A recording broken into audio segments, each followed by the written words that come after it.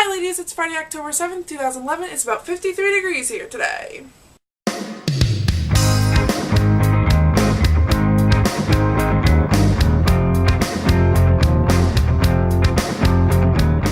Hi ladies! So, this week, if you look at last week and you look at this week, looking pretty much the same. I did a lot of errandy stuff this week, grocery store, stopping at the pharmacy, little runny thingies.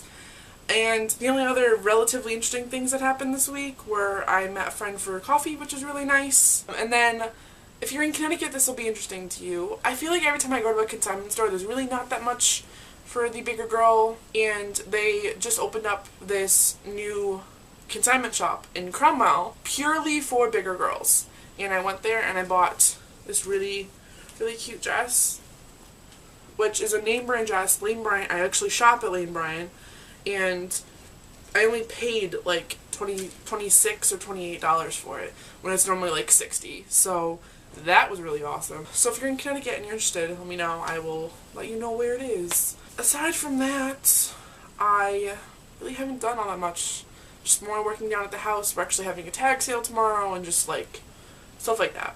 So with that said, I will move on to the challenge. If you look at my responses for now, what you're going to see in a second, and you look at Jen's, you're going to find some similarities there. As far as movies go, I am a sucker for a really good romantic comedy. I have no shame in admitting that. I am a girl, therefore I can like romantic comedies. The Notebook, A Walk to Remember, stuff like that. Also, as far as TV shows go, I probably should admit that I like cartoons, and actually legitimately watch Nickelodeon still being a 23-year-old and still watch the Disney Channel being as old as I am.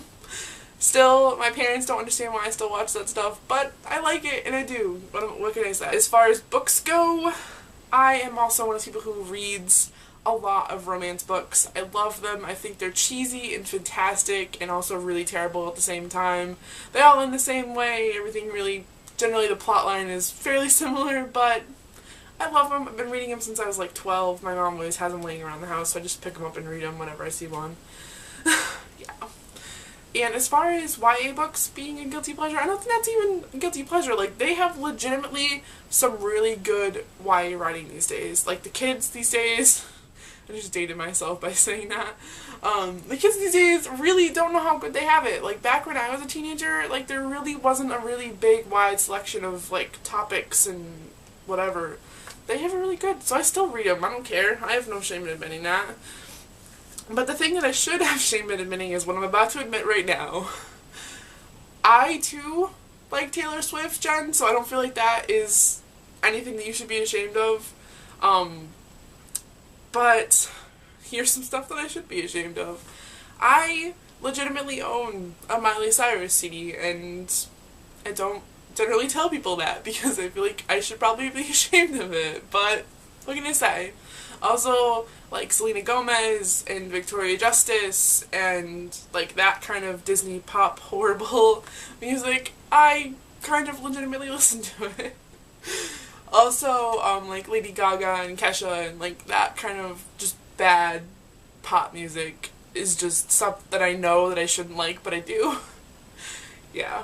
So, now that I have sufficiently embarrassed myself on the internet, I think that's it for my guilty pleasures.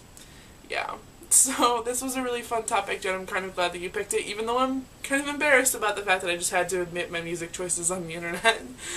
So, yeah. I hope that you guys have a good week, and Jen, I will see you on Monday, and Elena, I will see you on Wednesday.